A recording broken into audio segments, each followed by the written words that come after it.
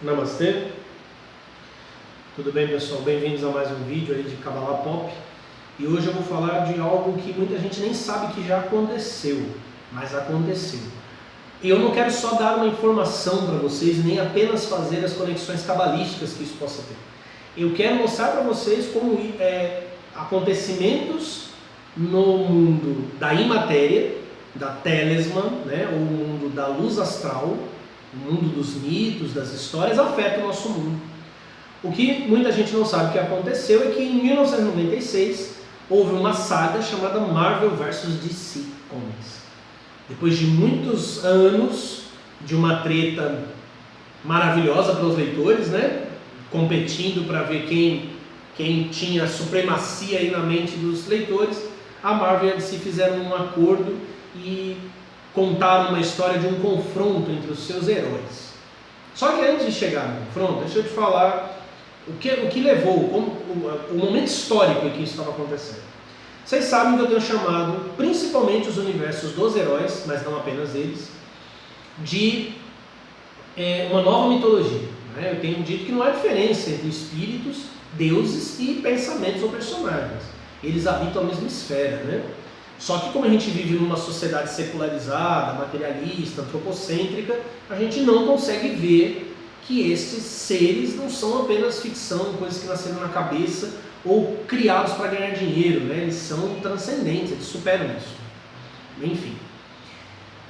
Esses personagens apareceram nos anos 40, final dos anos 30, né? 1938, aparece o Superman, 1939 o Batman, e daí já é. Começou a aparecer vários super-heróis.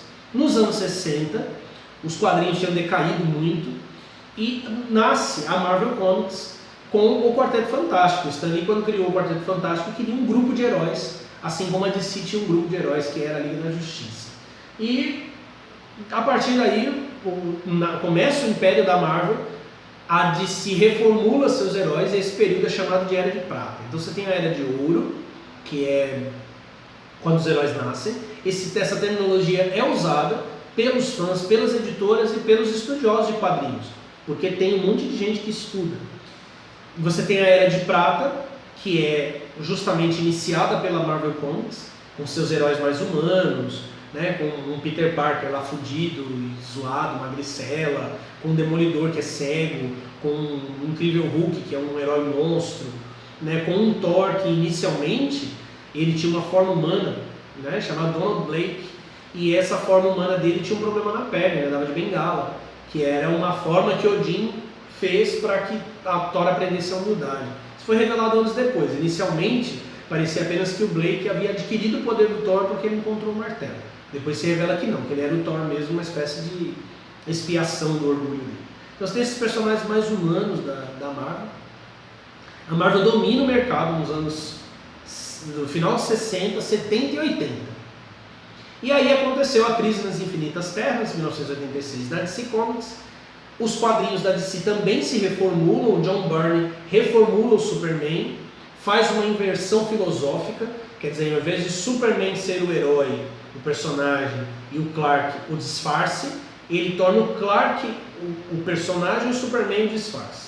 Muda o Lex Luthor, muda tudo. E Frank Miller, o grande Frank Miller, que escreveu histórias incríveis, criador da Elektra, que escreveu 300, né, como muita gente deve conhecer, Sin City, ele que reformulou o Demolidor, que escreveu A Queda de Murdoch, é chamado para reformular o Batman, né, e aí o Batman se transforma nessa quase unanimidade que o Batman é até hoje. Então a DC dá uma arrancada e inicia-se um período que ficou conhecido como a Era das Trevas. Por que Era das Trevas? Porque essa pegada mais sombria dos personagens virou a regra. Então as histórias ficaram muito pesadas, muito trágicas. Você tem a ascensão de heróis violentos, vingativos, né, como o Justiceiro, Wolverine, né, os anos 90, final dos 80 e 90, o Wolverine domina, né, é o cara. Você tem aquelas histórias extraordinárias e profundamente dramáticas dos X-Men. E acontece, a década seguinte tem um período que foi chamado de Era do Cromo. As revistas vendiam muito mesmo. E aí começam a entrar os especuladores, né, os caras que querem apenas lucrar.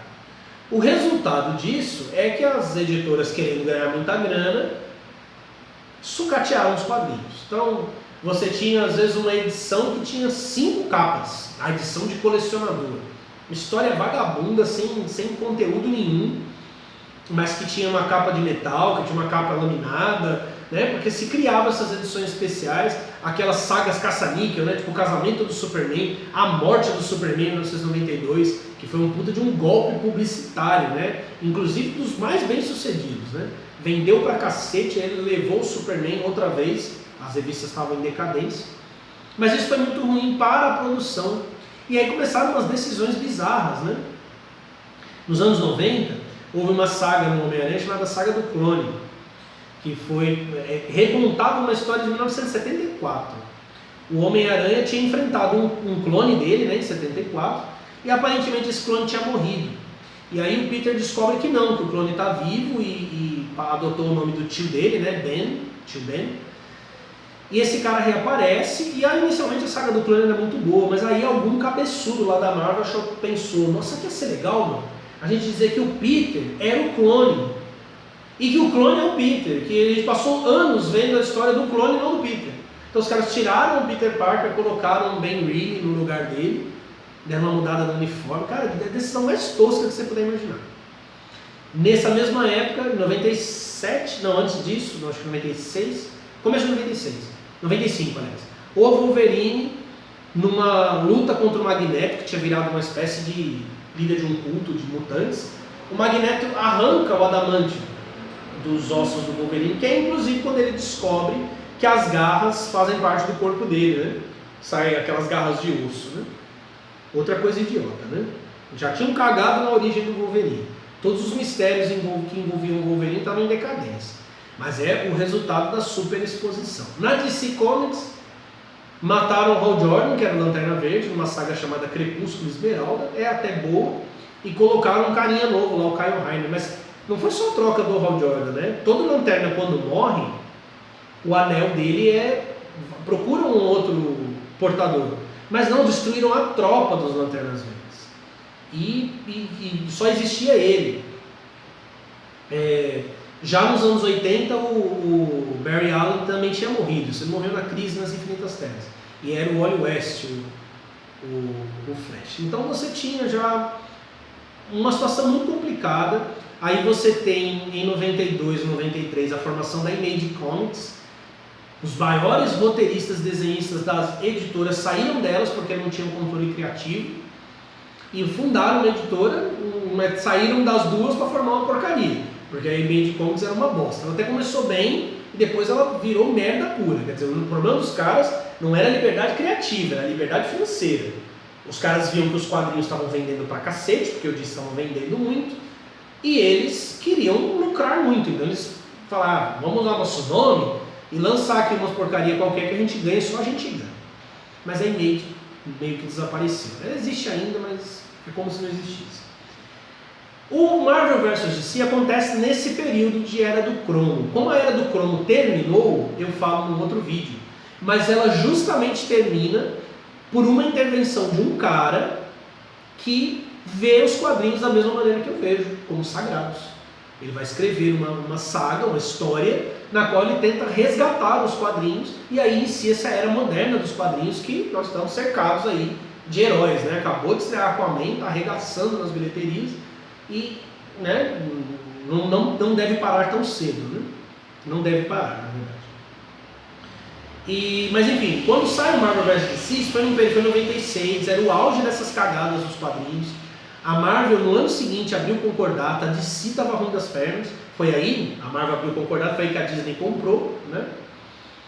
Mas, então, por conta disso, por conta desse mau momento, da história não ter sido brilhantemente escrita, muita gente perdeu de vista o que ela significava. E ela significa muito, e ela vai mostrar porque que algumas coisas aconteceram hoje, acontecem hoje. Qual é o fundamento da história? Como que esses universos se encontram? É proposto que cada universo, Marvel e DC, são duas entidades. São chamadas apenas de irmãos. Estou com a imagem deles aqui. Os irmãos. Tá? o azul é a DC e o vermelho é a Marvel. Tá? É dito que no princípio dos tempos, o tribunal vivo e o espectro é o anjo de Deus do universo DC, e o tribunal vivo é um cara igualmente fodão da Marvel, né? Criaram os irmãos com a missão de construírem-se a si mesmos, né? Só que os irmãos eram absolutos, mas eles eram tudo dentro deles. Mas eles não eram tudo de todo, porque cada um dos outros, por exemplo, o Marvel olhava para DC e ele queria ser único, ele queria ser tudo. E a DC olhava para a Marvel e queria a mesma coisa. Então eles iniciaram uma guerra. Só que nessa guerra os dois se destruíram. E os corpos deles se fragmentaram, e esses fragmentos formaram um multiverso, tanto da Marvel como da DC. O da DC eu já apresentei, quer dizer, parte dele, né, o multiverso principal da DC, que é o planetário de 52 terras. Mas eles se fragmentaram no multiverso. E aí levou aions e aions para que eles fossem recobrando a consciência de si mesmos, né? Eles não tinham consciência um do outro. E eles foram recuperando a consciência, mas eles pensavam que eram únicos. Mas o que aconteceu? Em 1994 e 5 aconteceu uma saga chamada Zero Hora. Lembra que eu falei do Hal Jordan, né? O Hal Jordan Lanterna Verde virou um vilão chamado Parallax. E ele tenta reescrever o tempo, e ele não consegue. Quando ele não consegue, ele se une ao Thanos, que é o Thanos, todo mundo sabe quem é, né? O Thanos da Marvel. E eles forçam as paredes entre os universos. Sabe o que acontece? Por conta dessas manipulações da realidade, os dois irmãos voltam a perceber um ao outro. E voltam a sentir aquela insatisfação da existência do outro. O outro desafia a totalidade que sou eu. E resolvem lutar outra vez. Mas eles sabem que se eles lutarem, eles vão destruir tudo, já aconteceu antes. E dessa vez eles estão mais perturbados ainda, porque a Marvel vê que lá na DC existe parte dele. E a DC olha para a Marvel e vê que lá na Marvel tem partes dele também. Inclusive no planetário da DC, que eu mostrei no vídeo anterior, existem duas terras ali que estão justamente contrapostas, que é a Terra 51, a outra eu não lembro o número. Mas a Terra está contraposta a 51, deixa eu ver que eu tenho, acho que eu dou algum mapa aqui. Você tem aqui, a Terra 51, aqui, bem aqui, e aqui você tem a Terra 6, certo? A Terra 6, na cronologia da DC, é a Terra dos personagens da DC recriados pelo Stan Lee. Porque no final dos anos 80, começando os 90, o Stan Lee escreveu um novo Superman, um novo Hal Jordan. Ela está em oposição à Terra 51, que é a Terra onde vivem os personagens criados pelo Jack Kirby, que é o criador dos Novos Deuses. Ou seja, é uma forma de retratar metafisicamente o confronto criativo que havia entre o Jack Kirby e o Stan Lee. E no futuro eu também falo sobre isso. Então você vê essa coisa, né, dos elementos dos universos. Então eles resolvem lutar, mas se eles lutarem diretamente, eles vão se destruir outra vez. Então eles falam o seguinte: então nós vamos pegar os nossos heróis e vamos fazê-los lutar uns contra os outros. 11 batalhas. Eles chamam 22 heróis, né, de cada universo. Formam 22 heróis. Para lutar em 11 batalhas, né, um contra um. Quem vencer, o universo que vencer, aceitará ser apagado, né, ser neutralizado.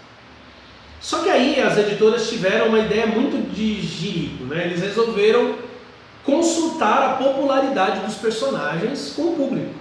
Cara, era o auge da popularidade do Wolverine. O Wolverine lutou com o Lobo. Se você não sabe quem é o Lobo, procura na internet. O Lobo é o cara que já deu um pau no Superman. Aí o Lobo eles decidiram que a vitória ia ser por popularidade, por votos. O Lobo lutou com o Wolverine, sem adamante. E o Wolverine ganhou, quer dizer, não faz o menor sentido, mas magicamente vai ter um sentido fodido, preste atenção. O fato é que a DC vence 5 combates e a Marvel vence 6. A Marvel venceu a Guerra dos Universos. O irmão Marvel deveria destruir o irmão DC, só que trabalhando por fora estava este cara aqui chamado Access. O Access, ele é uma fusão dos dois universos, ele é um cara que está sempre transitando entre os mundos. E aí o Espectro e o Tribunal Vivo falam, ó, vamos chamar esse cara aí que ele vai impedir que eles se destruam. É o que acontece. A última luta foi do Capitão América e Batman. O Batman venceu o Capitão América, isso é meio óbvio, né? O Batman venceu o Capitão, o cara já venceu o Superman, né? Venceu o Capitão América. Ele venceu o Capitão América. Só que o que aconteceu? Os irmãos, quando se olham, ao invés de eles se destruírem, eles fazem isso aqui que vocês viram na imagem, eles se tocam e se fundem numa só criatura, num só universo, que passou a ser chamado de Amalgama Universe, onde os personagens se fundiram. Por exemplo, tem um personagem no universo Amalgama chamado Garra das Trevas, que é uma mistura do Batman com o Wolverine, né? O Superboy foi fundido com o Homem-Aranha e tal. Na hora que eles estão se fundindo, o Access toca o Batman e o Superman e coloca fragmentos que existem no Access dos universos neles. Porque ele pretende depois conseguir separar os universos, que eles têm que existir separados. E aí a história termina com o Access mostrando o Batman e o Superman para os irmãos, e aí os irmãos falam, esses caras trabalhavam sozinhos, esses caras tiveram uma vida dura, e mesmo assim eles não se anulam. Eles aprenderam a trabalhar em equipe e eles não perderam a sua individualidade. Aí os irmãos falam, que legal, né? Então pode acontecer com a gente também, e eles se separam. O universo Amálgama faz parte do multiverso Marvel de maneira remota do multiverso DC. Mas eu falei que eu ia, e aí eles, beleza, firmou, fica na sua Marvel, eu fico aqui na minha, que eu sou DC, beleza. Observe uma coisa. Primeiro, 22 heróis. Quantas letras existem no alfabeto hebraico? 22. Cada um dos heróis ali dispostos representam as letras do alfabeto hebraico. É possível substituir as letras pelos personagens, porque eles são essencialmente elas. Quem vence o conflito? Marvel vence o conflito. A DC passou por crise também, se fundiu com a Warner, né? A Marvel foi comprada pela Disney. E qual tem sido o resultado disso no cinema? Que é onde a maioria as pessoas escolheram a Marvel. Qual tem sido o resultado disso no cinema, mesmo que, na minha opinião, os filmes Marvel não sejam de tanta qualidade como as pessoas pensam? Um culto Marvel. Um culto. Você tem filmes com trocentas referências da DC, tipo Batman vs Superman, e aí você vê uma referência aparecer em Marvel e você fala, meu Deus, vamos se masturbando no cinema. Porque é mágico.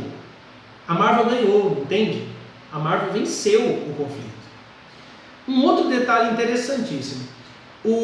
A fusão, a separação dos universos acontece porque o Access coloca parte dos universos no Batman e no Capitão América.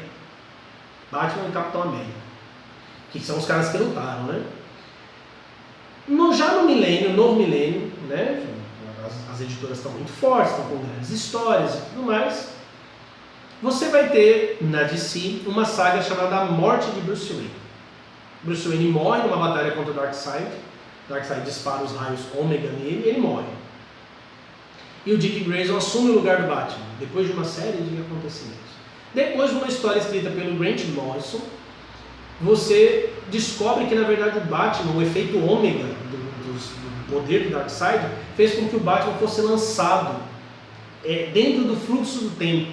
Então o Batman está caminhando na história, repetindo a sua própria história, inclusive criando o mito do morcego. Essa ideia foi reaproveitada agora de maneira brilhante, se eu falo em outro vídeo.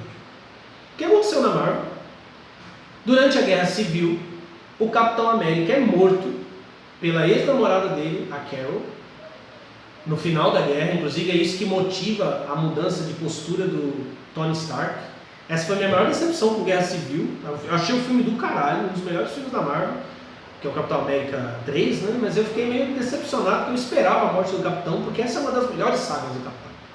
Porque a Marvel não matou o Capitão, mas desconstruiu ele, então deu no mesmo, né? O Capitão morre, porque ele se entrega, ele não aguenta mais ver a guerra dos heróis, né? E ele morre, e o Buck, que é o Soldado Invernal, né? Todo mundo conhece, passa várias edições ali planejando assumir o lugar. Olha só, o discípulo, o sidekick, né? Que era o Buck nos anos 40, né? do Capitão América e o sidekick do Batman, que é o Robin, assumem os seus respectivos mantos. E numa postura mais violenta, o Robin se torna um Batman diferente. O Soldado Invernal se torna um Capitão América com uma roupa mais escura, que usa uma arma de fogo. Aí não é que descobrem, numa certa altura, que as balas que a Carol usou foram manipuladas pelo Dr. Destino e a consciência do Capitão América está viajando no fluxo da história, igual aconteceu com o Batman? Você pode até pensar, algum tipo de espionagem industrial, um copiou o outro. Não copiar é difícil, porque as histórias são quase simultâneas. É igual o Homem-Coisa e o Monstro do Pântano. O Monstro do Pântano veio ligeiramente antes, o Homem-Coisa é da Marvel, né? Mas eles são muito parecidos, histórias parecidas, comportamentos, só que o Homem-Coisa é uma coisa, ele é muito chato, sabe? Ele não tem alma, né? Como tem o Monstro do Pântano. As histórias são quase que contemporâneas. Os dois personagens morrem, são substituídos pelo sidekick, ficam no meio, vagando pelo fluxo da história e finalmente retornam para uma fase totalmente diferente. Por que isso aconteceu? Porque eles são o eixo da conexão entre os dois mundos. Então, esse fascínio com Marvel, ele começou lá nos anos de 1996. As editoras, nesse encontro, estimava-se que elas poderiam acabar. Elas estavam em franca decadência. Não tem quase nada produzido nos anos 90 que vale a pena ler. Principalmente na Marvel. A Marvel estava cagada mesmo. Cagada. Muito pior que a DC. A DC ainda tentava. A Marvel não tentava. O que foi que aconteceu? Aconteceu um conflito cósmico que garantiu a sobrevivência dos dois universos e nós vemos hoje o reflexo disso no comportamento do público. Tem uma fala do Sr. Manhattan em Watchmen, que também ele fala nos quadrinhos. Questionam a ele sobre os cordões, sobre os seres serem marionetes. E aí o Sr. Manhattan diz, somos todos marionetes. A diferença é que eu enxergo as cordas. Cara, liberdade, verdadeira liberdade, é a gente perceber que nós somos o trânsito desses poderes. Que nossas decisões, elas não são tomadas do alto da nossa divindade, do alto do nosso poder, do alto da nossa autonomia, mas são inspiradas e reações desses poderes absolutamente cósmicos e transcendentais que nos cercam, que nos envolvem. Eu cresci lendo Marvel e DC. Como eu já falei, eu achei incrível o último Vingadores, mas eu sou incondicionalmente fã da DC, mas tirando a tietagem, existe algo maior aí. Existem forças aí que estão tentando se revelar e que estão que chegaram a se unir para sobreviver. Elas são tão poderosas que elas afetam as nossas opções, que elas afetam as nossas escolhas. Afetam de um jeito que, se a DC fizer a mesma coisa que a Marvel, as pessoas, já que a Marvel venceu o combate, estão tão afetadas pelo poder desse universo que elas vão dizer, não, da DC tá ruim e da Marvel tá bom. Isso tem mudado porque a DC tem incorporado aquilo que eu disse, o seu multiverso. Por isso que agora o universo cinematográfico chama-se Mundos DC. Então você tem um filme de aventura, que é o Aquaman, você tem um filme de comédia, que é o Shazam, e você vai ter um filme pesadíssimo, que é o filme do Coringa. A DC resolveu explorar o universo, não no cinema, não no universo, como o universo unificado da Marvel, mas a multiplicidade dos seus universos, e provavelmente vai ser aí que ela vai conseguir recuperar a vitalidade para manter-se no cinema. Isso é mais que entretenimento. Essas são as forças que nos cercam e que nos afetam, percebendo ou não. Espero que você tenha curtido muito esse vídeo. Deixe o seu like, inscreva-se no canal e fique de olho em breve, 52 dias. Namastê.